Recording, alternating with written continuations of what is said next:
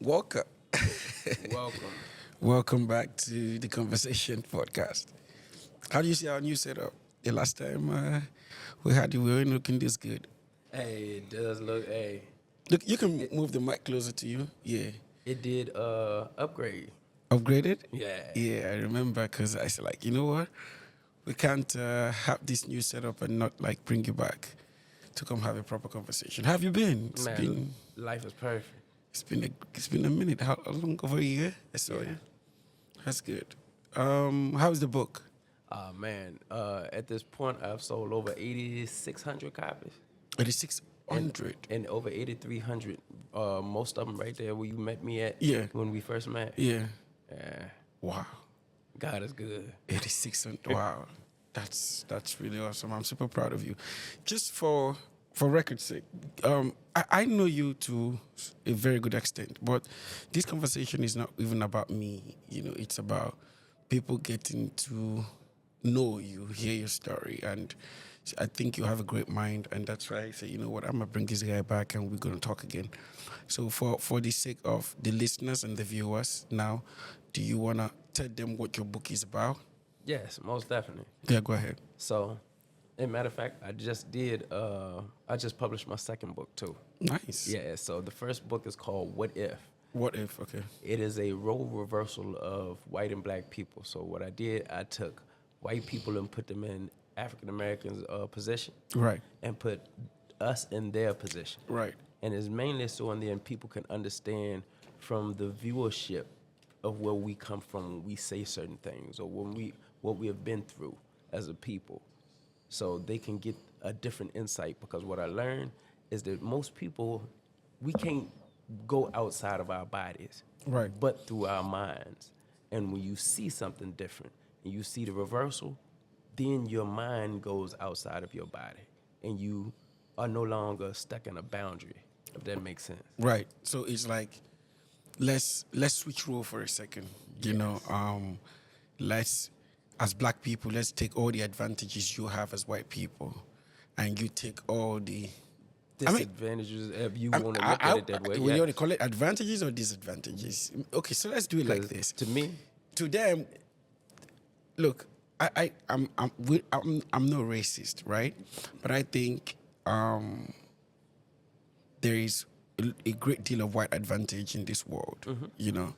So, but some white people would not see it that way. So the only way they probably would see it is, you know what? Why don't you come be the black guy for a day, and come live in my world and probably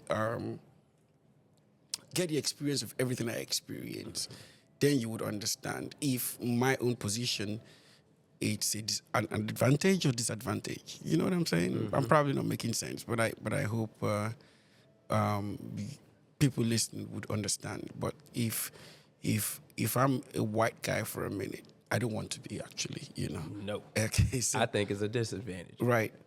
But I understand from what we go through, it seems like a disadvantage. Right. But when you actually look at it, I wouldn't trade positions in for nothing in the world because I understand that what we have learned and what we have went through, it made us in a more advantaged standpoint. Right. It may not look like it resource-wise, Right. but your spiritual is different. Right.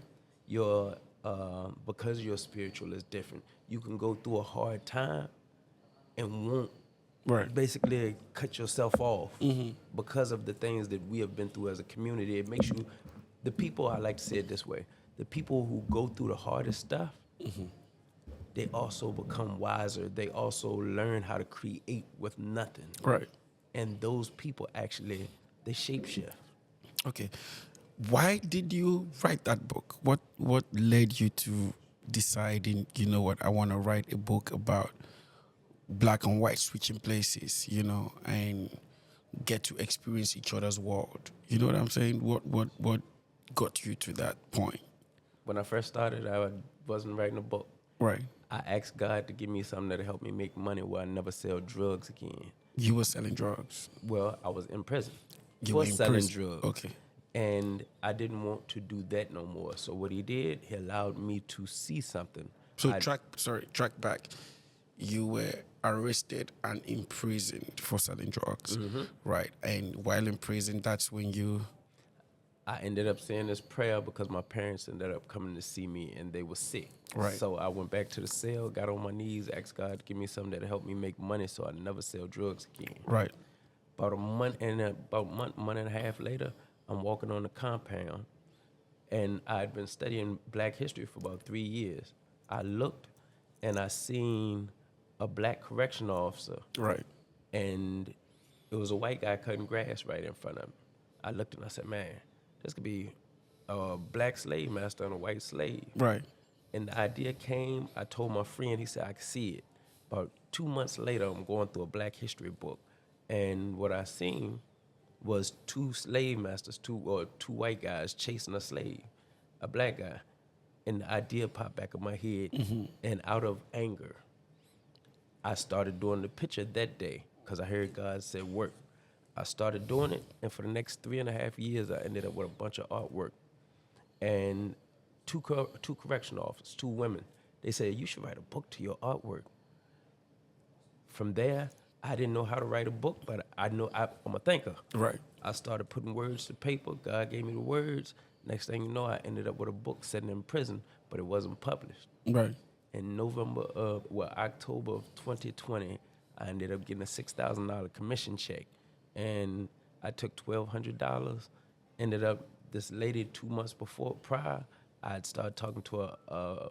Her name is Shannon. Right. She's from Georgia, and she's a publisher. So I was telling her I got a book. I want to publish it. I don't know when. 2 months later, I ended up getting that commission check. Next thing you know, November of 2020, I ended up with a book. Great story.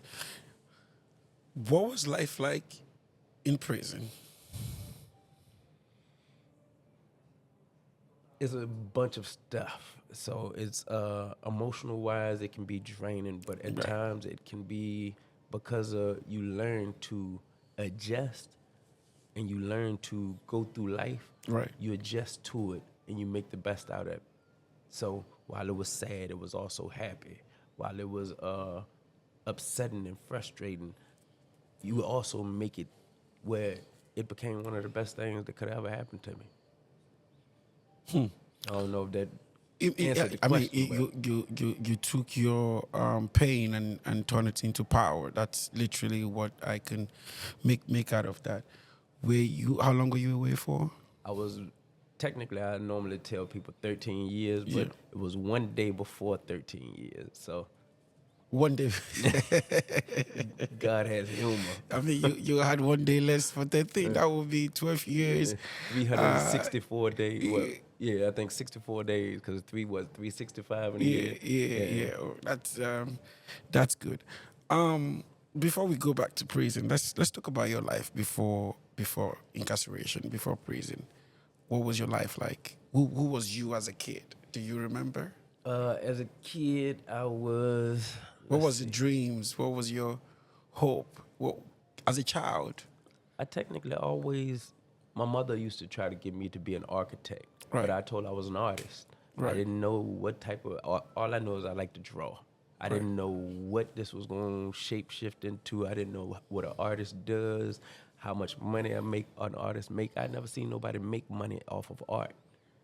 I just knew I wanted to be an artist. I drew for a little while, but I never seen nobody make money, so I started selling drugs. Later on, because of a At few what things. age you started selling drugs? At the age of 14 in high school, I started selling How weed. did you okay, before we get to the drug part, as a child, what was your dream? What did you I wanted to be a lawyer. Okay. You know what I mean? Like, I wanted to be a lawyer. I wanted to play football. You know, you guys call it soccer. Soccer, yes. Yeah, in Africa we call it football. You know, so I wanted to play soccer. And I was very good at it. And I wanted to be a lawyer. You know, so that was my dream as a child. Even if I didn't end up playing soccer or becoming a lawyer, and I ended up doing something else. So you, as a child, what was life like? How? I wanted to be an artist. And your family, mom, dad, sisters. How many sisters you got? Brothers? I have 5 siblings. I'm the 6th child. and I'm the last. I have 4 sisters, 1 brother. 4 sisters, 1 brother. Everybody live together? No, they was all gone. I'm the baby of the bunch. I am, let me see, 8 years younger than my baby sister. Right. So she's 8 years, and then my older sister's like 20, I think 23, 22, 23 years older than me. Right. And before they left, you guys lived together in the same house, mom, dad, and brothers, sisters? Well, everybody was gone except for my baby sister. Right. So at 14, how did you get into drugs? I had, in high school, our high school was different. A lot of people. And What state is this? this is Virginia. Virginia. Yeah. Right. I used to smoke a lot of weed, so ended up, At I guess 14? you could say, yeah. How did you get weed? Really little money that my parents had gave me, I was taking and purchasing weed then. And the with dealers their would money. sell to you? Yeah.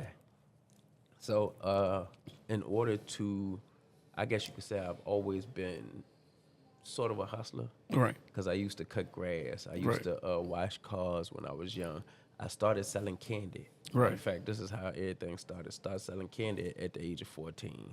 And the candy business went good, kind of flopped. Next thing you know, I started selling a little weed just to smoke and keep it going. And, hey, ended up getting locked up At what age? at 14. Oh, shit. I ended up going to jail. How long did you go for? I only went in there for like a day. Right. But it's the charge. I had a weed charge, got kicked out of school. What was weed illegal in Virginia at that time? Yes. Is it still illegal now? No longer. It's been legal for, I think, 2000, might have been 2021. Is it legal in DC? Yes, it's legal in D.C. as well. And what about Maryland? I think they may have just started. If not, I know they decriminalized. So how do you feel going to jail at the age of 14 for weed, and now it's legal? So does it mean if it was now, you wouldn't have gone to jail? Nah, probably. Well, it depends. I know they probably would have took it away from me and maybe throw it away. Maybe kicked me out. Maybe not kicked me out of school, but gave me suspension for it because it would have been like cigarettes. Right. So right now, do you think I'm trying to work this out in my head? So you went to jail at 14, many years ago. How many years was that? I'm 42 now, almost what? 20 30, something years. almost 30 years. 30, about 28 years ago. Yeah. So you went to jail for weed, possession of weed, got suspended out of school. Then flash forward years later, that same weed is legal now. You can smoke weed in the state of DC and In Virginia. in Virginia too. Yeah. Do you think the system was fair then? Because maybe then it was against the law, but now it's not. Systems evolve. Evolved. So whether it was fair or not, Right. it evolved. It evolved at that time. So but now you wouldn't be jailed if you had weed with you. I don't know if they would have jailed because I don't know how that would work. Right. Because it would still be like alcohol. Right. You catch a youth with alcohol, you don't, you know what I mean? You don't just take it away from them, I think, to get some type of little charge or something. Yeah. So, I, for the record, I don't know how it works. I'm trying to be educated no, on the no, I got system, you. right? I'm not saying what the system did then was wrong or what they would do now. I think if there's a law enforcement agent somewhere who want to like educate me more what a young child or person would get now if they find weed with them. it would be something to know. I agree with you. Okay. Because All I'm right. thinking it'd be like alcohol. Okay, so 14, you went to jail. Okay, what happened next? The age of 15, I went to jail Again. for fighting 2 police. Oh gosh. How did we get there? I used to sell alcohol. I used to Okay. sell what they call moonshine on the bus. Right. Ended up, Still on- always been a hustler. Still on the hustle. Yeah, I've always been a hustler. So I ended up taking some moonshine, mixing it with, I think it was All Sport. Right. So I kind of watered it down a little bit and was on the bus selling bottles. Business was good. Right. One day we decided to drink everything. I sold them. We got drunk. Getting high on your own supply. No, I sold it. Right. But they drunk it with me. So we drinking it, ended up in school, went to the bathroom after class was over. I'm using the bathroom. Some other people was in the bathroom smoking cigarettes, and an officer came in there, and he thought it was me. Right. He took me. Now I'm a little tipsy, so he took me and he told me he was taking me to the office. I Right. might have been walking just a little faster than what he wanted. Right. So what he ended up doing was running up on me, taking my arm and pushing it behind my back, Right. and I kicked off the wall and I punched him. Oh man. So me and him fighting, tussling, and then another officer came. We had to, Yeah. we all tussling. Then they finally apprehended me. I ended up going. They put me in jail. For how long was this now? Probably it was over the weekend, so I don't know if it was like a Friday, but it was like it possibly was like. Did you a get Friday. charged for that? They did charge me You, with assault and battery on 2 officers. Yep. At the age of 15. Right. I ended up taking and I had to go see a psychologist Right. for I think it was about 6-month period. Was on probation. Right. But that's all I got. So at 15, your record was already looking funny. It was looking funny. What next? At the age of 18, I Yeah. get caught with weed on school ground again. Ended up Same school, another school. no, same school. Right. I did good in 11th grade. 12th grade, this was my last year. Right. I got caught, and I only needed one credit to graduate. Right. So I didn't get to graduate at 18 because I ended up getting kicked out of school. And let me see, at the age of 21, I ended up getting caught with weed and crack. 18, you get kicked out of school. And now you're no more in school. And 19, 20, 21, you got caught with weed and crack. At the age of 21, but at You the were age of, you were selling it. yeah, I was selling crack. How at the were age you of getting 16. all of this product because from 14 you had access to all this product? Well, I only dealt with weed at 14. 16, I started selling crack. So at 16, how were you getting crack at 16? You have I guess you could say street pharmacists who actually deal in this business. Right. So what you do, you ended up, or in our community, the background that I have, I come from a 2-parent household. Right. And What you mean 2 parents household? father, mother. Okay. Yes. And my family was like totally different. Right. I come from a street full of people who were 2-parent households. Right. However, I hung out with a guy, and he was slightly older than me, but he was, I guess you could say, impoverished or poor. And poor in they didn't have running water, certain necessities. Right. However, he sold drugs, and to make it, to live, and I ended up hanging out with him, and became a best friend. He was older. Yeah, he was 17. I was like probably about 14 when Right, I first so started three hanging year around him. older. But then it was probably about 16 when I started, and I had for 2 years I watched him and learned what he done, and eventually I fell into the habit of doing what people do. Right. And so from 16, you had access to crack, Sold crack. and you were still in school. Did you sell to like the school kids? Nah, it was I sold crack to people who smoked. And Right. most of those but were but older people. not school kids. Nah. All right. And at 21, you got caught with it. Well, I didn't get caught technically, but they found some in the back seat of a police car. And I got charged with it. How did that happen? So, let me see, I was riding with 2 of my friends, Right. and they had 2 people who did smoke crack with us. Right. And the lady, they tried to say that, Were you smoking crack at this time? no, Okay. I never smoked crack. Right. So the lady that was with us, her mother ended up calling and saying that we had kidnapped her. Right. So the police ended up running down on us, and they snatched the front seat driver out. They snatched the back seat passenger out. Sorry. Excuse You got me. water. Yeah.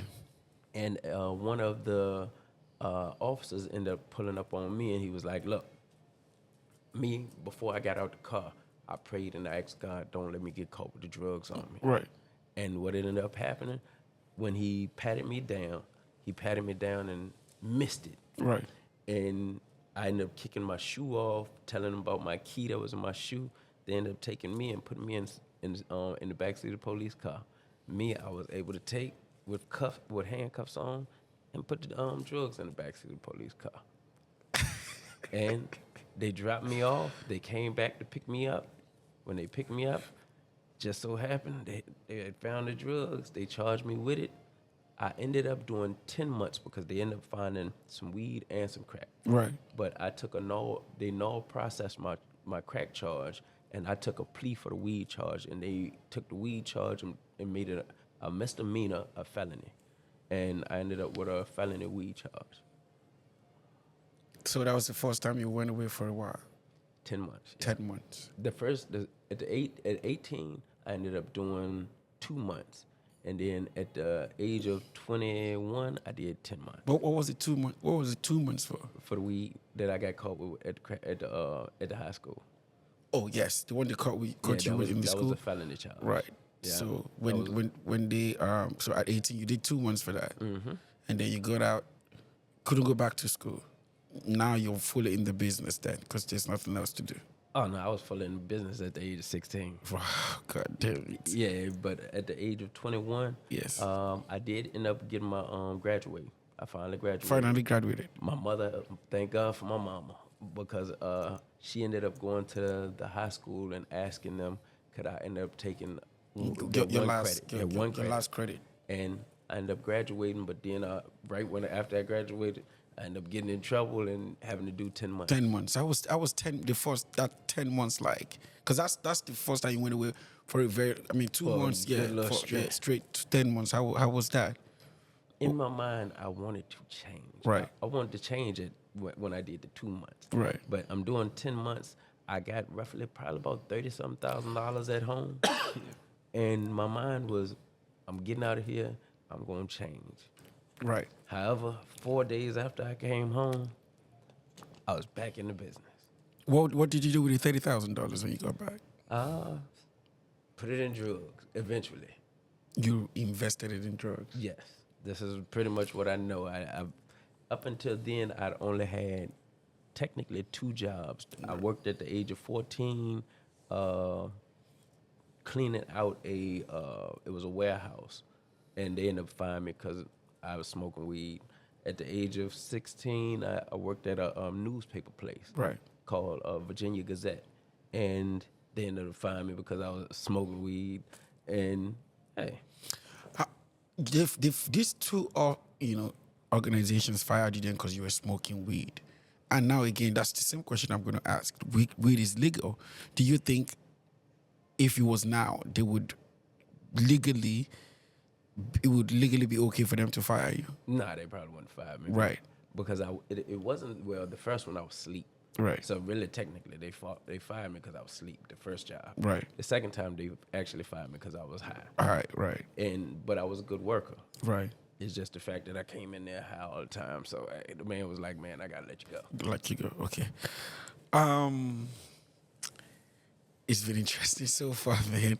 It's always interesting with Walker. Very, very interesting. I've had serious conversation with this man, and I'm so happy you're here.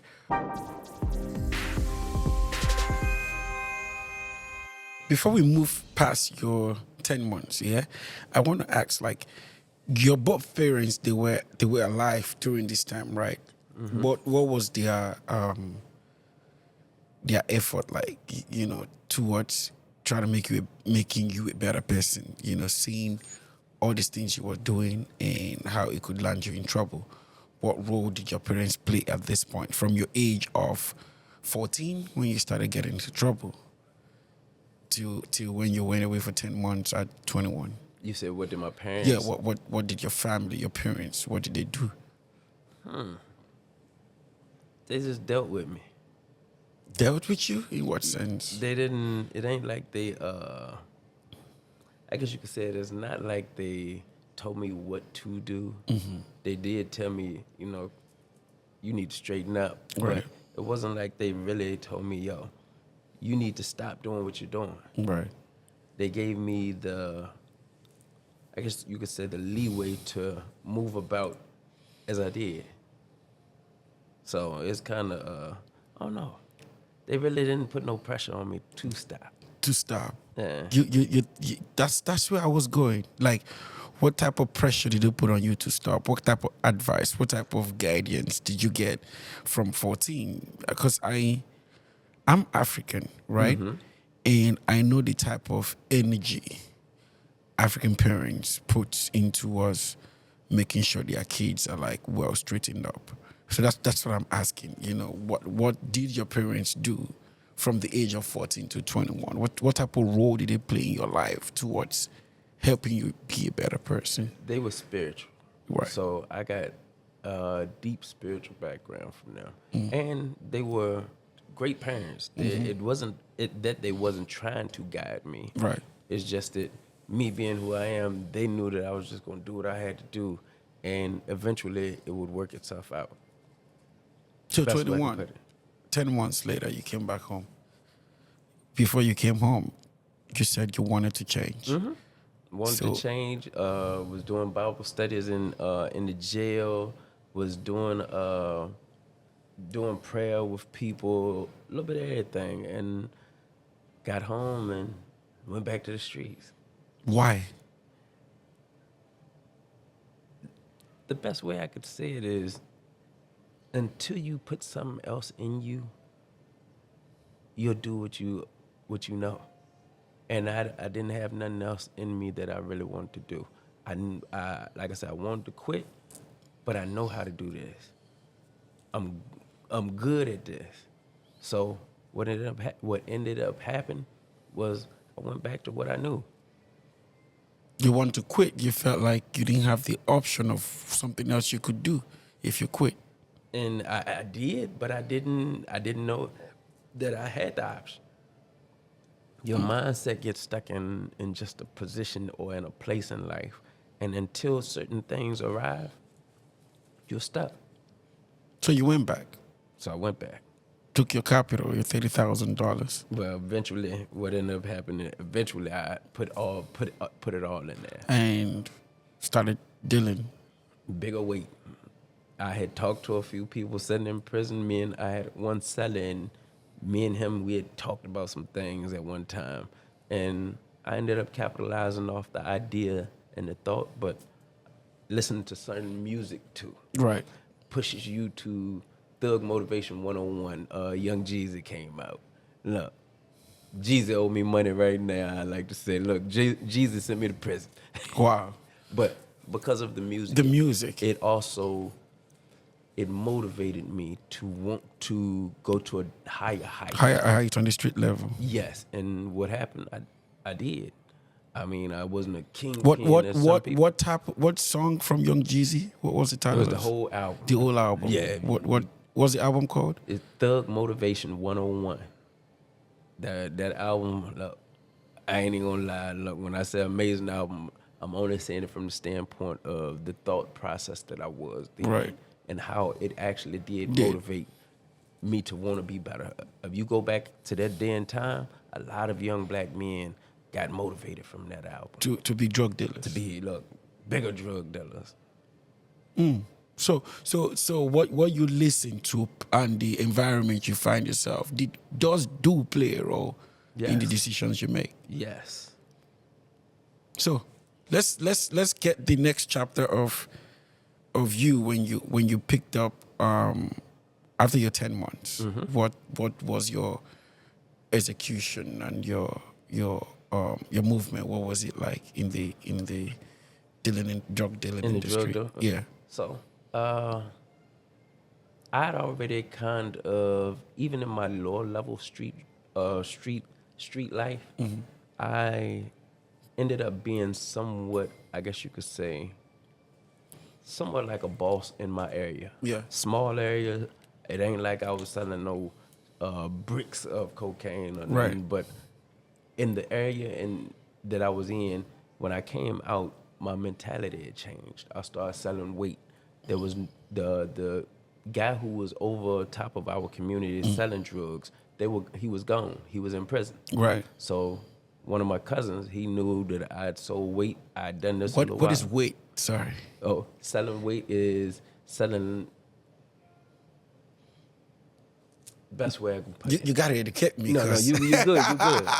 So imagine we got a thing of cookies right here. Right.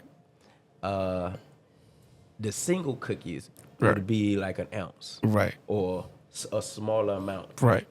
I'm now selling the whole pack of cookies. The only pack. Yeah. Yes. That's or a weight. I'm selling the cookies, the single cookies, to everybody else so they can bring them They, down. they can bring it down and Yes. sell it to And the make little some money. Yes. Yes. So- Or to the smokers or right. Yes. Right.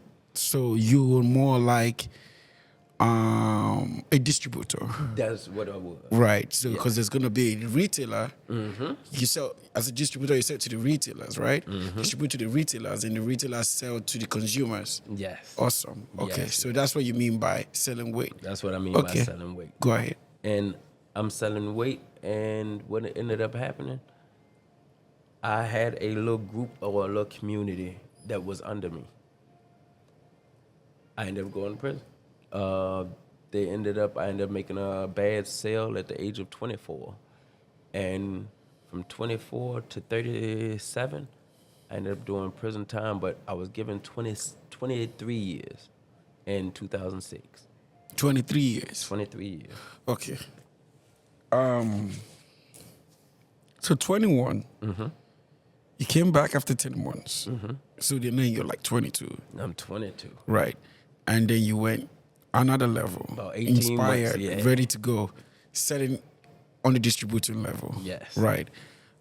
So you're probably getting it directly from the producers or the importers or whoever they. Well, in street level drug dealers, Right, I mean, right. or I ain't gonna say street level, but people that was inside my community who actually sold drugs they were on a higher level than I were. Right. And I purchased from them. Right. Yeah. Okay. So then at 24, so this is just 1 year later. Pretty much 1 year. And then you get arrested again. And you went Well, for 18 months later. 18 months. That's 18 like months. Almost 2 years. almost 2 years. Yeah. And then you get arrested and you went for how long? 3 years? I ended up going, no, I get arrested. I go away for 13 years. 13. Yes. But you were sentenced for how long? I was sentenced to 23 years. 23 and you did 13. Why were you released after 13? Well, I don't know if you remember when Kim Kardashian, Van Jones, John Legend, them started fighting for Yeah. prison reform? Yeah. So the first thing that ended up happening in 2012, I ended up writing a judge, and the 3 years that I got for eluding the police, I did elude the police. They charged me with capital attempted murder on 4 police officers, dropped it down to assault on 4 police officers. Right. Neither one of them was touched or anything. But they ended up taking that 3 years and running it concurrent with my 20 years. So I didn't have to do the 3 years separate from the 20. So that first happened. That happened in 2012. Then in 2010, President Obama ended up creating this thing called the Fair Sentencing Act, or the 18-1, where crack cocaine was looked at 100 times stronger than cocaine itself. Right. And they would sentence us to 100 times more time than a person with just cocaine. Right. So what ended up happening, he dropped it down to 18-1, and then in 2018, Kim Kardashian, Van Jones, John Legend, a bunch of people got behind a bill that Miss Brittany Barnett, who is a lawyer out of Texas, she had brought to the forefront. They ended up supporting her, and next thing you know, Donald Trump in 2018, the end of 18, December 15th, I think it was, he ended up taking and passing the law, and here I come home in 2019. 12 years, 364 days So later. if that didn't happen, you'd probably still be there right now. I would have came home last year. Last year. Yeah. Yeah. I think you've had a fantastic life. Look, I promise you I have. Look. I think you've had a fantastic life. And what about the violence that comes with selling drugs? Did you deal with that? I have been robbed. I have even went to rob, but didn't get to rob nobody. Uh, Things have happened. Look, it's part of it's like playing basketball. In basketball, you play and you can go up for a dunk and you're gonna get fouled. Right. All of this stuff is part of the game. You got to be willing to accept what comes with the game. And in certain major cities, yes, you have a lot of violence, a lot of things. Where I'm from, we didn't have a whole lot of it. So I like to say where I'm from, I was kind of covered, or Right. God sheltered You me. kind of got lucky. Yeah, because if I had been in some of these other spots, I would probably have a bunch of murders up under my belt. Just because of where I was at, I didn't have to deal with Did that. you ever shoot somebody? No. Oh, sorry, let me revert. Did you ever own guns? Oh yeah, I had over 26 guns at one time. 26 guns. Mm-hmm. How did you get 26 guns? You buy them off the street. My cousin told me before he passed. He said, look, he said, guns are like money. One thing about a gun, the value of it never goes down. Right. So the thing about having guns, if I ever went broke, I could always take that gun and get the same amount of money back or more. Or I can get drugs for it. Right. So what I decided to do was stockpile them. Right. Just so happened when I went to prison, all my guns disappeared. The trailer that I had disappeared. All the money and the drugs that I had, all that disappeared. I lost everything in one day. Who took them? Family and I'm not gonna incriminate myself, but somebody else's family member took Right. the drugs. Right. Yeah. Yeah. And did you ever have a reason to want to use your gun? Did you ever?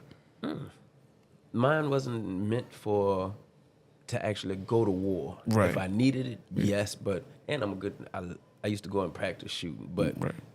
mine was really just in case of I ever went broke. I could actually have. Right.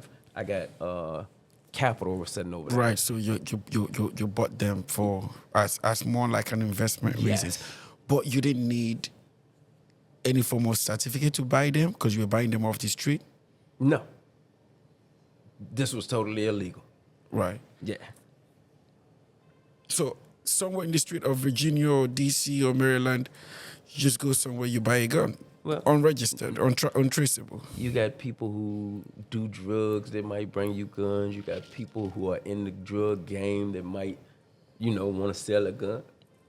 Guns are just easy to find, especially when you're in that business. Is there any form of control that needs to be put in place to control how gun is accessible and is just easy to get by young people? Is there for someone who's had over 24 of it at one time? It's kind of hard because, to be honest, if you actually think about it, it's not really us who putting these guns out there. Yeah, they're out there now, but just think about Chicago. They said sometimes that a big pile of guns might just show up out the blue. Sometimes it's done by, I would like to say, the government. They know how to keep things just running, just going, because there ain't no gun stored. I mean, there ain't guns that's supposed to really be in Chicago, but guns show up out of the blue. We ain't doing this. So it's kind of, sometimes things are planted there because they would like for things to keep going. So, if you have an opportunity, a chance to take a look at, if you have a chance to take a look at your life from the age of 14 to when you went away for 26 years and ended up doing 13, what would you fix? How would you rewrite your story now? I wouldn't. Not one piece of it. My life. Why? Why? Yeah. I wouldn't be the person you're talking to now. I heard my brother say, me and him was talking yesterday, and he said that people who make choices, and sometimes we look at them as bad, are the most wisest people that you end up meeting.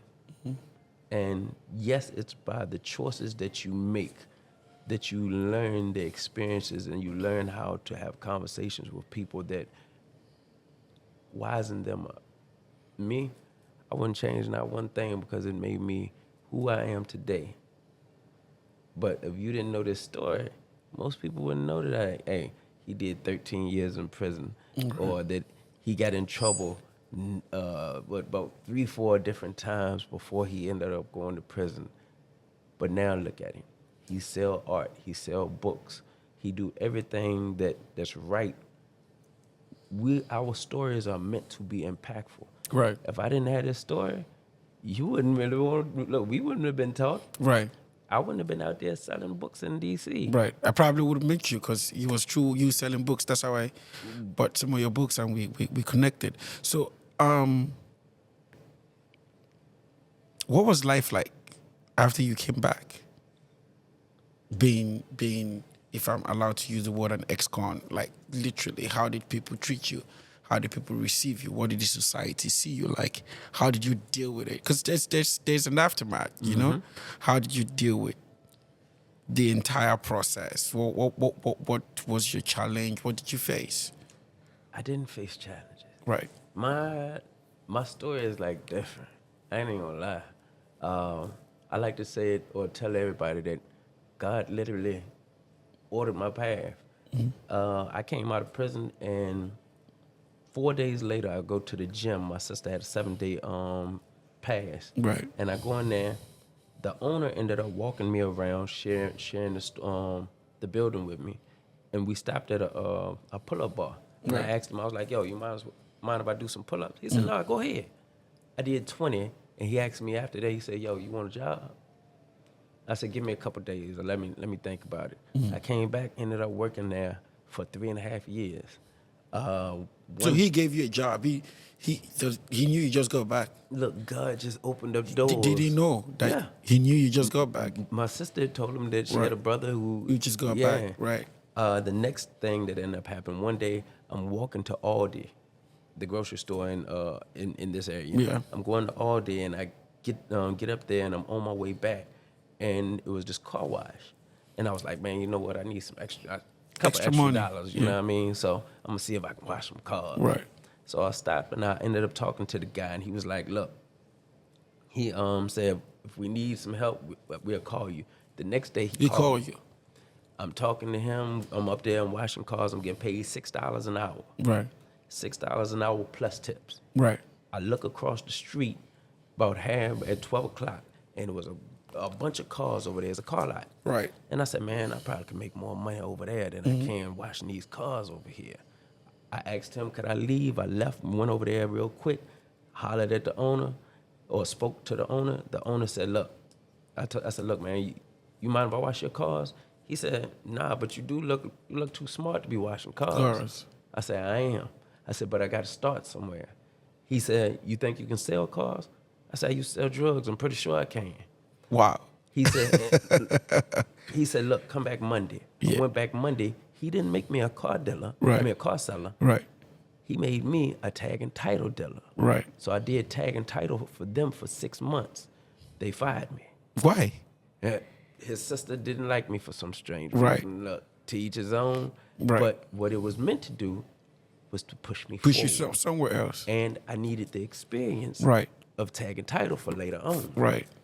My next job was I chilled for about 2 months because I had saved up about $3,000. Right. I started working at Staples, and I'm still working at the gym. The gym. Okay. So I started working at Staples. Do you remember that little digital book that I gave you? Yes. So I learned how to do business cards there, Okay. but I didn't learn how to put a QR code on until On it, later. right. But I did learn how to do business cards. I learned a lot of stuff from Staples. Right. I was working at the gym. I'm working at Staples. I started doing DoorDash. So one day I'm doing DoorDash and I mess around and I forget that I was supposed to be at work. Right. I did this twice and Staples ended up letting me go. Right. But driving DoorDash, one day I get a Bing to go drop off some Krispy Kreme donuts. Right. I'm on my way to go drop them off. I stopped. Oh, matter of fact, let me back up. When I was working at the car dealership, Right. they told me they was gonna hire me on later on as they wanted me to become a car salesman. Right. They skipped me over Right. and gave it to another guy. Right. So while before they skipped me over, I went down there to the DMV and took the test and passed it. Right. So fast forwarded, I'm going to drop these donuts off to a car dealership. I get there, they was just opening it up. I asked the guy, I was like, yo, y'all just open up? He said, yeah. I said, you mind if I sell cars? He said, that's all you want to do? He said, come on back tomorrow. I went back the next day. 3 weeks later, they hired me as a car salesman. I sold cars for 9 months. During this 9-month period, I published my book. Messed around. They needed somebody to do tag and title work. 9 months later, I ended up being a tag and title person for 6 months. Right. And then they fired me from that job. Oh man. And I took my book, and I've been out here selling Selling books your for books. the last Yes. almost 2.5 years. I've been selling books. 8,600 over books. 8,300 hand to hand and Hand signed to every hand. one of them. Right. Beautiful story. So the idea of even changing who you are shouldn't even be a question, because you are more of a testimony. You know what I mean? An example to other people to learn from. Yes. You know. Let's talk about this system. Do you think, as a black man, this system, from you being a child, from you being 14, do you think the system kind of like helped you? Yes. It was mainly because of my what's the word I want to use? My decision to make better choices. When you make better choices, better things happen. If that makes sense. No. So, because of the system, what I was able to do was take a look at myself and want to do better. And because I wanted to do better, I ended up doing better. God gave me the opportunity to learn more and to do certain things. And I took the opportunity and made it where it worked. So let's talk about black people being. If you look at your book, your book talk about, it's about, we switching places with white people for a minute, at least for a minute, and see how they come on our shoes and see how it feels. So my question would be, if you were a white boy, right, would that have helped how long you were sent away for? I can't say it would have helped. Right. Because most white people, they don't go through that part. Right. Like, they might have messed around and what's the word I want to, or how I want to put this? They don't get sentenced like we got sentenced. Right. And because of such, their sentencing, even though it wouldn't have been as long as mine, they get sentenced too. We'll take a break and we'll continue this conversation.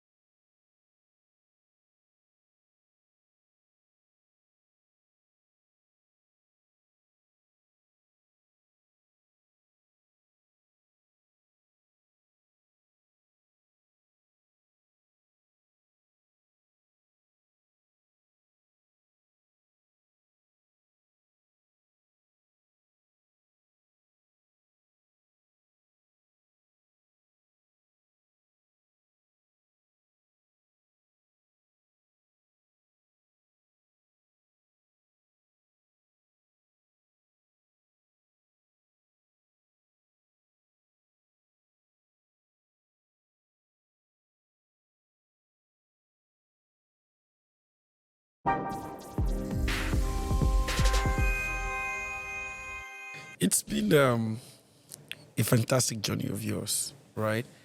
And first of all, I am super proud of you, how you've been able to, change the narrative for yourself, right? If you were able to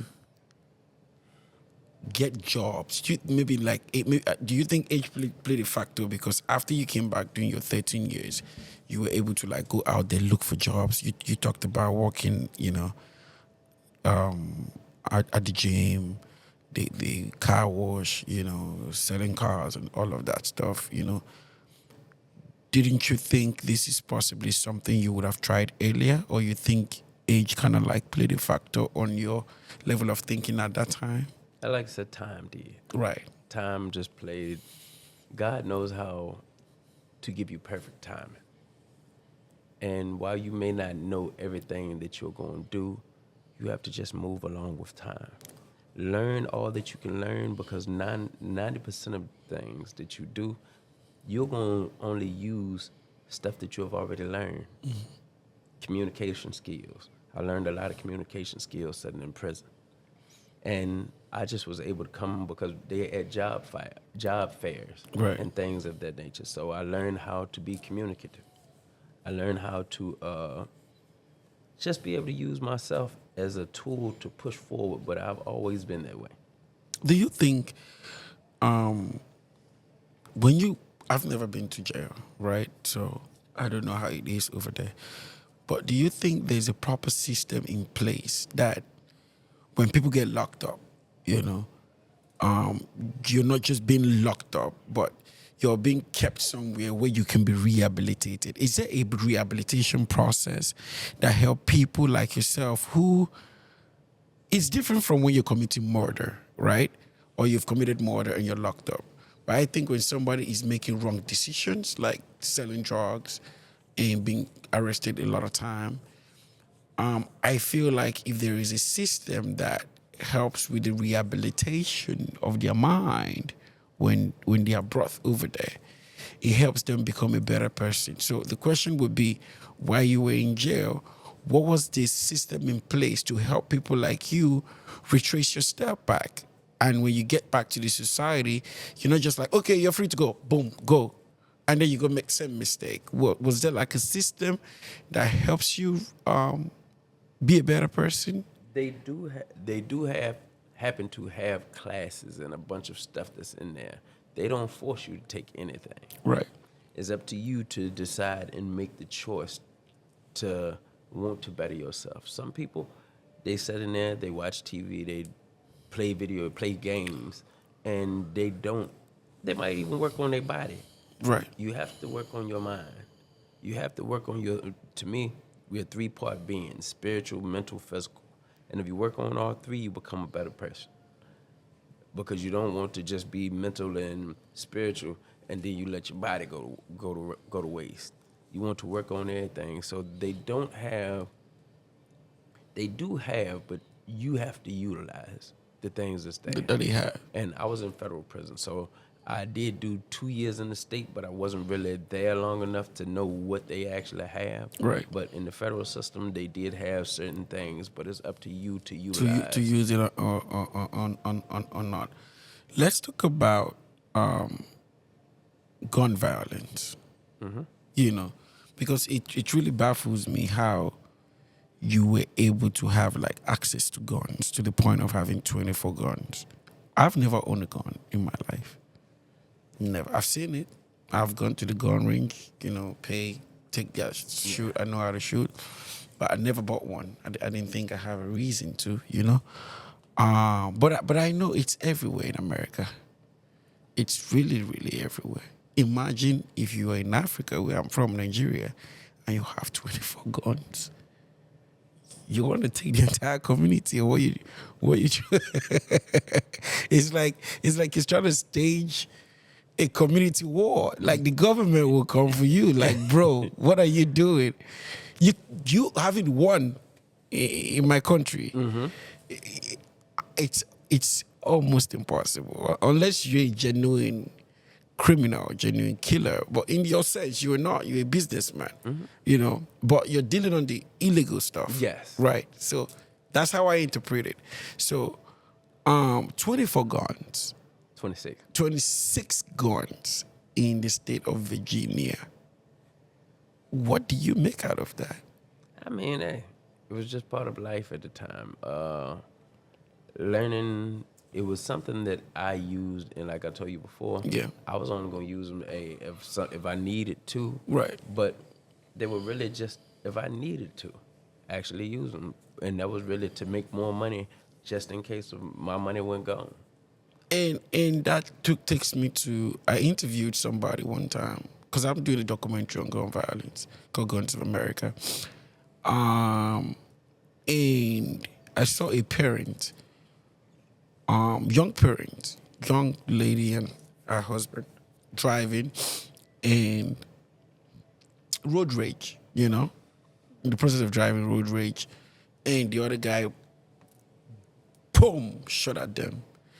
And she had a son, like a 1-year-old baby, on a car seat at the back of the seat. And the bullet went and missed the child and hit like went into the arm of the Of the car seat. of the child's seat, Yeah. the car seat. The baby didn't die, nothing happened, but it missed that child. Like Just by inches. just went in. So it went through and just went into the rim, you know, the rail, whatever you want to call it, right? And made a huge hole and went out. And I went to have a conversation with them. And I could see how devastated it was, how they almost lost their child to somebody just out of nowhere bringing out a gun on the road because he was trying to move and boom. That killed me. And I also had an interview, a conversation with a father whose daughter went to jail because he bought a gun off Amazon, air gun off Amazon, right? Not like the real gun, but you know the air gun looks real. That's what they said, right? And she got an air gun off Amazon and shot her boyfriend at close range. Oh, did it kill him? He died. Was she? Cause they I have purchased a BB gun and air gun basically. Yeah. And they are very powerful. Yes. What did he hit him? I mean, what did she hit in the eye? In the head. And he died. Air gun. You know, they tell you you don't kill, but he shot him at close range. And I didn't know it would kill you though. he died. I went to speak with this man. That same man, while his daughter was serving time in jail for shooting her boyfriend, lost his son 2 weeks after the daughter was sentenced. The son shot somebody. Got shot on his way to school by gangs in DC. Right? All of this you see in my documentary. And I saw a devastated father whose daughter is in jail. And whose son Is dead. dead. This happened in the space of 3 months. And showed me the kid loves sport, actively in sport, all of the things he wanted to do as a child. And so many other things I've gotten to talk to people I've spoken to about guns in America.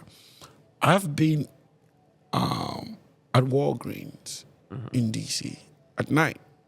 I moved to my old apartment when I was, and I wanted to go get brooms and some stuff I need to clean my house. And while I was at Walgreens, somebody shot from outside into Walgreens. And we all went on the floor. We have no reason why he shot. That bullet could have hit anybody. He just shot into Walgreens. And the cops came, see the area, and they were asking us a bunch of questions. But this and so much more has been my experience. So what I've seen with what people are doing with guns in America. And that brings me to the part where I say, would you, how would you speak well about gun control? What would be your take on gun control? What would be your take on gun violence? What would, from somebody who's been in the position where you have access to a lot? I'm sure you have examples, some examples you probably will be able to share yourself. Well, you got emotional intelligence. Everybody's not emotionally intelligent. Right. This is the reason why you have road rage incidents where somebody can get upset and mad enough to shoot in a car. Right. The parents just should have been, to be honest, grateful that their kid is Was still alive. Yeah, they were. Of course, they were grateful. But their mind can stay in one spot where Right. I almost lost instead of saying, thank you, God, that they not gone. Yeah, right. And that's what I mean. Right. Because there are kids who get hit by strays. Right. And emotional intelligence is very important because if you, especially for this community, everybody is enraged with anger here. Right. And instead of just looking at the beauty of life, life is beautiful. And you can't see it most of the time because we don't really look for it. But the thing about it is the ugly actually make you love life more. It make you value the things that need to be valued, which is life itself. But why so much guns? Why do we have access to so much guns? You got to ask the politicians, you got to ask these people who create them. Look, I couldn't tell you why. All I can tell you is we as a community have to learn to love one another. And that's what will change a lot of stuff. When we learn to not see the differences in everybody, but learn to see the uniqueness in how we are together. When we start telling each other, yo, I love you. Yeah. This will change the dynamics of how we view people, how we view things. Because if you had access to 26 at one time, and remember, when you went away for 26 years, you didn't know what happened to your gun anymore. Nah, I know what happened, but I don't know what happened. Like, I know who got rid of them, but I don't know what happened. Yeah, you know who got rid of it, but you do not know on record whose hands is ending up with. You know who got rid of them, but who got rid of them did not keep the 26 of them for himself or herself. He got rid of them to make money, right? Yes. So you have no idea whose hands it fell into, and what the 26 done. would have been used for. All I can say is, look, hey, don't nobody know whose hands, like even the government, when they sell guns or whatever, they don't know whose hands these guns are getting into. Yeah. All they're hoping for is, hopefully they're not even hoping for the worst, but obviously, more than likely they might be, is that something gonna happen. And this is what happened with teenagers get bullied. Yeah. Or students get bullied. Right. And what happened, you have school shootings. This is This, you have to teach emotional intelligence. Right. And you have to teach people how to use guns. People get angry. The first thing they think is guns. Fight or a gun. Right. And nobody's teaching people how to be emotionally intelligent. Nobody's teaching people how to love each other. So what you get is war. Thinking about emotional intelligence, I'll tell you another idea, another story of somebody pulling up a gun at me, myself. Okay. And how smart I became, right? So I went to my barber's shop somewhere in Maryland. Because I'm bald, right? So, but I'm very particular about my beard. So I always have this guy who shaves, like clean up my head and give me the perfect beard trimming that I wanted. And somewhere in Maryland. And I always go there, like maybe 3 weeks or once a month. But I have my clipper, my own personal care stuff that I use. So when I really want to get a good shave, I go to him. So I got there this day. He wasn't around. So another barber was there. So I'm like, can you take me? He said yes. And he did a very terrible job, right? And I like, yo, and I'm very sensitive with my beard because that's the only thing I have. There is no hair to mess with. So the beard is very sensitive to me, you know? And I'm like, you know what? this is not how I like you to shape my beard. Do you mind if he got angry? And I still sat. I like trying to talk to him again, how he could make it. He already ruined it. So I like trying to show him how I could make it better because I was going for an event. He got really furious. So I like, you know what? Don't, it's okay. Don't touch me anymore. And I took off the cake. yeah, like, it's fine. And I'm like, how much is your money? He said, $30. Like, you got Cash App? He was like, then I was trying to Cash App. And I'm like, sir, I'm paying you, but I feel like there's a better way you can communicate with me. I don't just like the way you're speaking to me, especially when I'm trying to tell you you've not done a good job with my hair, with my beard, right? Mm-hmm. He got really angry. What you saying? What you saying?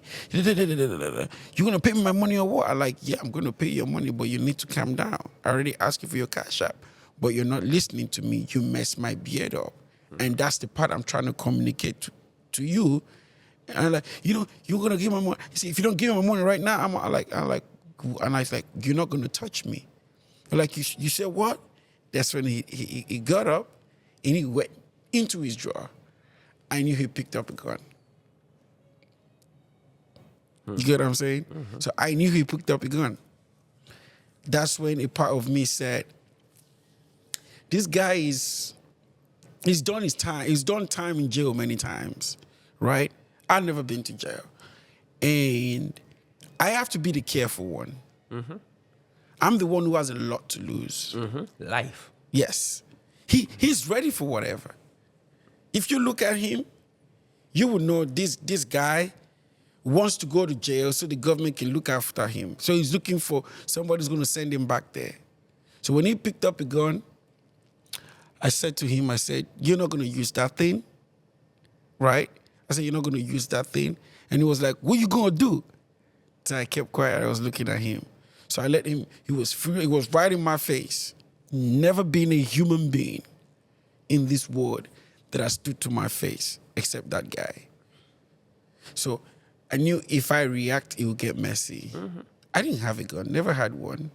But whose life is at stake? And this was in a barber shop. They're still open now. At a barber shop, right there, everybody was watching.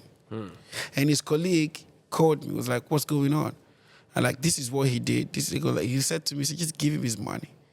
I'm like, what's your Cash App? So I took the cash and I gave it to him. And his colleague was like, do I want him to like take care of me so I can be able to go to your event? I like, it's fine. So I left.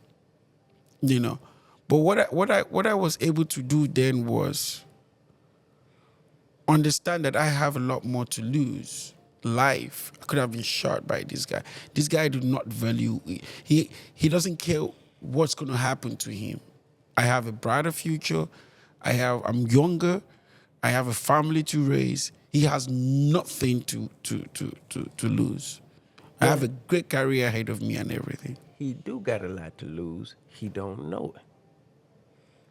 Emotional intelligence is me being able to push back my emotions to see the bigger picture. He may have kids. He may have just as big a brighter future than you have. But his emotions are too stirred up in order for him to see it. We are people living their emotions a lot these days, instead of having the idea that this is only for a second. I heard somebody say that a 5-second choice could cost you 20, 30 years of your life. Yep. And for him, he was ready to throw everything away over what? His feelings. Yep. Feelings are nothing. They come, they go. Yeah. I can make you pissed off right now and then probably make you smile in the next 5 seconds. Right. You have to let feelings be what they are and learn to be the controller of your emotions. I ain't saying to suppress them, but understand them. I can be mad. I might need to take a walk to gather myself because I can mess up just that quick.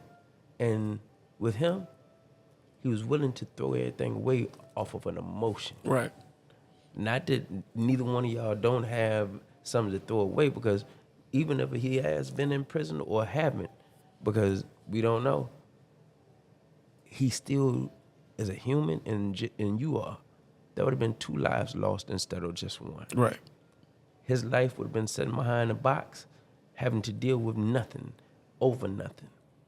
People set principles on the wrong things. What is our principles should be on is, yes, he messed up.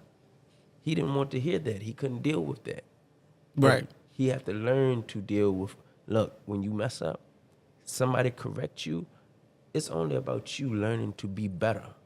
Because he could have been a better barber because of your information that you gave him. Right. But he took at it as it was something against his character. Right. And it was never against his character.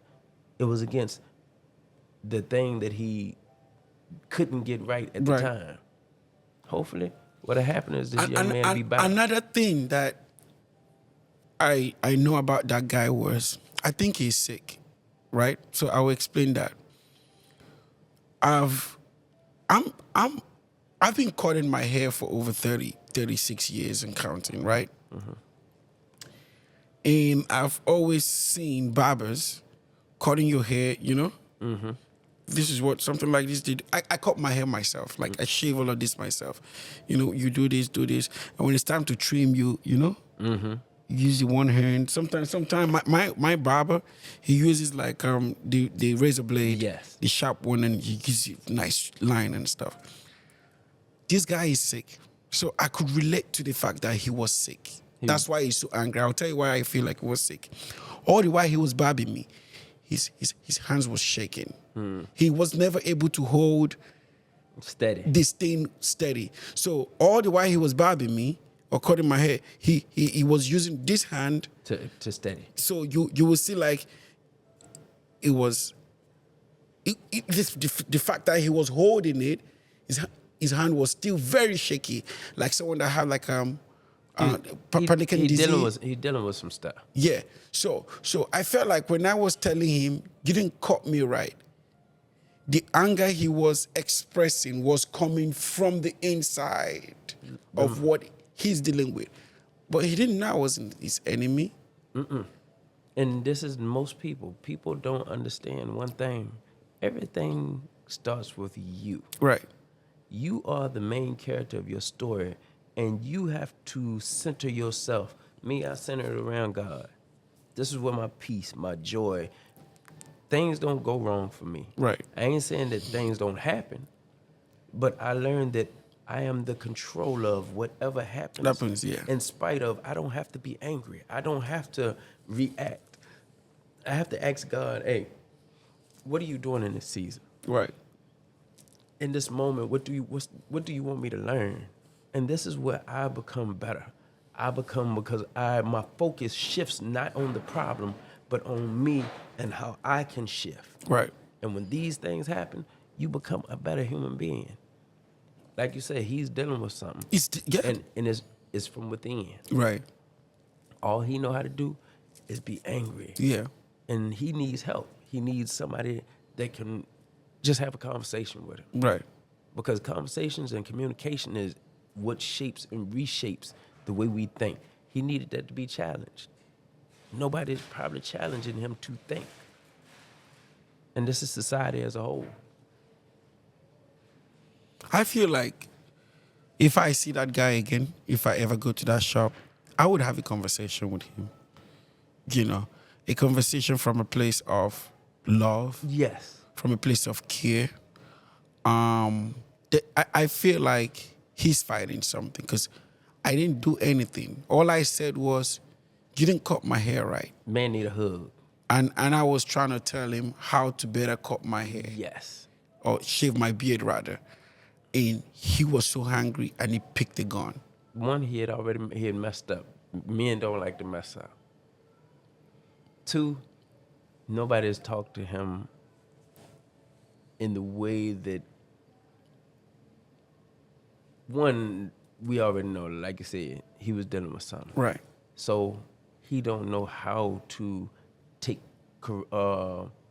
constructive criticism. Right. He don't know how to re-look at what he had done. Right. All he felt was, man, I got to be a man, and I look, I ain't messing nothing up. Nah, that ain't how this works. You need help. And love is the thing that breaks down barriers. And that's why the idea of gun control is very important, because this man had access to a tool that is so dangerous when he is also even more dangerous than the tool he has, because his mental state is far more. If I have a gun, I'm sane, I'm okay, I'm great. I think I will barely. It's only when my life is fully in danger, like you come to rob me in my house. In fact, if you come rob me in my house, I probably won't shoot you. I'm being honest, right? The only thing that will make me shoot somebody would not even be you attacking me. I promise you, I'm that type of guy. But if you come for my kids, I'll take you out. I don't need a gun to take you out. If my child is in danger because of you, I don't need a gun to take you out. But you're going to do whatever you can to protect. I would take you out. You would have to kill me, but you gonna go through me. You know what I'm saying? So if I have a gun, my child's life, I will shoot you. I won't think twice. As you should. As I should, right? But I'm saying if I have a gun and I'm the one in danger, I probably won't touch you. You get what I'm saying? Because I feel like I can take care of me. My child and my wife. You don't think they can take care of I'm not themselves? married yet, yeah? But my child and my wife, when I do, it's my responsibility To be the protector. to protect them. So I'm going to challenge your thought. Not that I want you to harm anybody. Right. But what if somebody came and they were going to harm you and you couldn't do nothing but that's what protection is that you would have to pick up the gun, because you got to remember, you're the protector. If you're gone, they aren't going to be protected because you're going to be gone. No, so what I'm saying is... hand-to-hand combat or something. No, not even that. I'm saying the way I would react when I'm the one in danger. Yes, it's different. Is different from. No, I understand. I'll protect myself. Okay. I will always protect myself, right? But I'm saying it's easier for me to forgive you if I'm the one you're trying to hurt. But you can't do it if you got if it's involving your kids, Yeah, your wife. I yeah, got you. yeah. I got you. You know, if you take a gun, you shoot me right now in court, I could forgive you. Yeah. You know what I'm saying? Like, there's a lot of reasons I would forgive you when I'm the one who's directly impacted. You know what I'm saying? But and I pray not to ever be in this situation where my life is directly at risk, because I wouldn't want my kids and my wife to live without me, right? But I'm saying you have a greater chance of surviving if they ain't involved. If they ain't involved. I got you. When they are involved, you have no chance of survival. As you should. You know what I mean? So that's what I'm just going. This has been a great conversation. I would want us to talk about your book and how people can get the book, in the old book and the new book. But before then,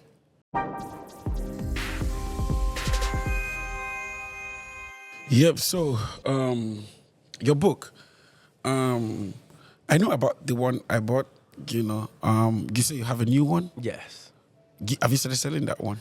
No, not yet. I haven't even started pushing it yet. Is it published? Yeah, it's on Amazon and everything. It's just that at the moment, until I can get physical copies in my hand, because I am going to start distributing this one totally different. The first one, I sold like 300 books in my first 3 months. Right. But it was all on Amazon. Right. So this one, that first 300, I want in my pocket. Nice. So the one that I had before, what's that one called again? It's called What If. What If. And this new one is called what? The Autobiography of the Butterfly, How the Caterpillar Made It Through. What is that about? So I'm going to use me. Yeah. When you see me, you see, I like to say, the butterfly. Right. You see an individual, but what you don't know is the backstory. Right. This whole interview, what me and you just did was, I got to share the backstory of how I've been in trouble, the things that I overcame to become who I am now. Right. So in this book, I illustrated as well. You see the butterfly telling the story of what the caterpillar went through, it being called ugly, it getting in a situation where one of his friends ended up getting eaten up, and it had to deal with the emotional standpoint, it looking for shelter, but all to become the butterfly that it became. So it's a little bit of if you ask me, it's for everybody, Right. because what I look at you, I know of you. I don't know the story that comes to get you behind, here. yeah. But you have to tell your story. And when you tell your story, what happens is it becomes impactful. It helps other people know I can go through pure hell and still make it. And that's the reason for it. Awesome. And where do we get the book on Amazon? You can get either book on Amazon, Book a Million, Walmart, or you can DM me, Walkers_Gallery 2 on Instagram, and I ship. I do all of that. How much is the book? It's $25. Okay. Now, both of them are $25, especially if I got to ship it. The $5 basically is For just the shipping shipping cost. So it's like $20. Yes. Okay, but okay. So I've had the old one, right? And I've read it, and but I've not read the new one. But this is what we're gonna do on this show, because we have to support the business, right? So $20 at 10 books is how much? $200. $20 at 20 books is how much? You said 20? Yeah, $20 for 20 books is how much? That's 400. 400. So I'm gonna pick 20 books from the new one, right? $400, right? So I'm gonna buy 20 books. Now, this is what I want you to do with the 20 books. I want you to go to kids that you think they really need to read this book for their life to be impacted. I mean, we got some copies from the old one before, right? Yeah. So let's get 20 of this new one, right? And let's donate it to people. So I want you to help me donate those books to promise. people. But I will need a copy for myself. You so already know it. So you have to donate 19. 19, So and make sure I make sure I get one. Sign it and let me have it. So the 19 is going to youth. Yeah, to the youth. Courtesy the Conversation podcast. Please let them have it. Let them read it, because I think it will be very impactful. So we would ensure we send you the money for 20 books from the Conversation podcast. I am. Look, you're an awesome person. I love what you're doing, and the fact that you have a new book coming here today just shows there is something about you that you can't stop doing, and you got to keep going this way. I don't want to ever hear, or call or see that you went away again because you lost the line. I don't want you to lose track. I don't want you to lose your step. You're selling these books. Let's sell the books. I'd rather help you sell books. I'd rather buy books from you than come help you make bail. You know what I mean? I'd rather wanna help you print books. I'd rather wanna raise money for you to write more books. I'd rather want to advertise your book. I rather want to tell people about your intelligence. I do not want you to ever go back to where you've been, because you're my friend now. You know what I mean? You're my friend. Even if we don't talk every day, we see each other. And I want to see you the next time and know you have something new, something great. We black people, we have to do so much more to be great. Yes. We have to put in extra work to be great. We have to put in a lot of more talk to be great. We have to do a lot of more convincing to be great. So I can't imagine when somebody like you, who's been incarcerated a couple of times, I can't imagine how much more you have to tell people for them to know they can trust you. I don't know how much more you have to elaborate things. I don't know how much more you have to go to prove something, right? But you've been able to navigate this system successfully since you've decided to tread this positive path. And you got to keep going. I want to know that one day your book will be one of the best sellers in this country. And I'll say, yo, that guy, he's my friend. I don't want you to go back there because people are listening to you. People are watching you. People are trying to hear from you. People need to learn from you. You know, one of the things about we black people is it's almost like there's a narrative the way our life is written. Give birth to that child. He struggles as a child and he goes to jail. Done. Or give birth to the child. He struggles as a child and he gets shot dead. You know what I'm saying? Or give birth to the child. He goes to jail. He comes out and he's suffering. Or he goes back to jail. He comes out, goes back to jail. Comes out, goes back to jail. That's the story of almost every black person in this country. It's like we being in jail is a normal thing. I like to say that is the narrative shown. Yeah. The reason why you kept seeing me look at my phone, I started interviewing people who have been to prison, Right. came home, and that are doing great. Right. I know so many, but what they don't do is tell their story. Right. So what I'm working on now is showing the opposite of the narrative. Right. Because a lot of us do come home, and what we do, we tend to go to work and work and become great, but nobody sees it. Nobody sees it. Yeah. So it's my duty, and it's my duty to go back, but I'm going back through the different door. Right. I want to show people in prison that you can be successful. Right. And that's my duty. Right. It's my duty to do a few things, but to show the youth, it doesn't matter. You should be working to being great regardless. But if you find yourself in a situation, know that you have also the opportunity to change. Right. Choices is yours. I understand the scenario of a lot of people end up selling drugs and going back to the lifestyle because of, yes, choices, but because they don't think that they can make a better choice. Right.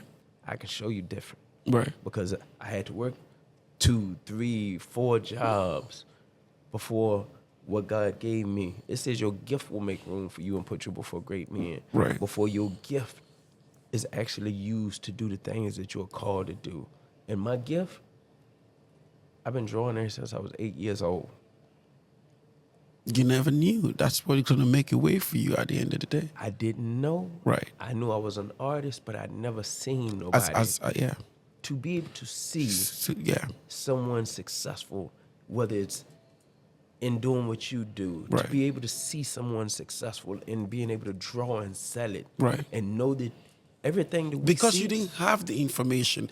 The environment you found yourself did not help you understand that you had a great tool and don't know how to and use it. and you were using it, but you were not applying it into changing your lives. I heard somebody say, look, it was a pencil. And the pencil just sat there. It had never been sharpened. Right. Imagine somebody taking that pencil and trying to write. Right. Never been sharp. Right. You get nothing. Nothing. Right. But when you see somebody go and take it Sharpen it. and then sit there and do something on the paper, you realize that the tool can do way more way than more. what the tool Right. is sitting there doing. But it has to be sharpened. Right. And in the process of sharpening that pencil, you know, it hurts. It hurts. That's the pain. It's hurting the pencil. Yeah, that's the pain. But you're being sharpened as a pencil. You're getting prepared for your greatness to be able to tell a story. To tell a story. So, like I told you earlier, when I first started, my brother told me, Most people who go through something, Right. painful situations, they become the wisest. And it's okay. Life is meant for you to go through things. What would be your biggest regret right now? I don't have one. I got to see both of my parents out on this side before they passed. That was probably the second biggest thing God has ever given me outside of life itself. Then, yes, the rest of it is my artwork, the people that I get to meet. That, to me, relationships that you meet, the people that you get to share your stories and your life with, they are grand. I want to meet great people. Right. I couldn't make this up if I wanted to. But God has allowed me to meet nothing but great people. Same place I met you, I met Montel Jordan. But he's great for what he's done and what he do. But people like yourself, even greater. I have Bishop T.D. Jakes. He met me. Look, he learned how to use his gift, which is him sharing the word of God. Right. But people like yourself who decide that, hey, you're going to pour into me, you're going to stop and share with me just a moment of your time, Right. has now transitioned to this. Not just me coming on your podcast or whatever, your show. Right. But it has become you saying, hey, you're my friend. Right. I want to see you win. Right. But it's also the opposite. I want to see you win. If I can do anything for you, Amen. not just, I mean, if I can do it now, but especially in our journey forward. Right. You got me. Because you're pointing to me just because of a conversation. Right. And you gave me the time. Do you know how many people have walked by me standing out there in D.C.? Look, I promise you, look, probably one of the greatest things that I got to see. I watched a bunch of movies. And in these movies, if you have never seen the movie Dolomite on Netflix, go watch it. Okay. He was telling people, look, I'm going to be great. I'm going to be great. People didn't understand it. They didn't even believe it. He became great. I understand where I'm at in life. I enjoy the moment. Because the moment, this will go by. Later on, I'll be looking at it from the butterfly standpoint, Right. looking and saying, man, look at the people that I got to impact, that I got to meet. To me, that's the greatest thing in the world is our impact on whether it be the youth or people that you meet just standing on a corner, sharing your story in front of a museum. God has blessed me. I'm proud of you, man. I'm proud of you, man. Thank you, man. I'm proud of the fact that you've decided to change your narrative for good. It doesn't matter how many times you fall or you failed at it. You know what I'm saying? It doesn't matter.